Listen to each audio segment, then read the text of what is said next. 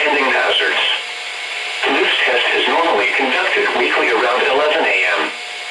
If hazardous weather is imminent or occurring, the test may be canceled. To provide the most consistent warning service possible, the alert tones will only be activated for the following counties in the KDO 89 listening area: in Missouri, St. Louis, Franklin, Jefferson, Lincoln, St. Charles, Warren, and the city of St. Louis.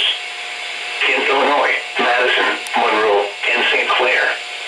If your receiver was tone activated, the alert function will automatically reset after the test.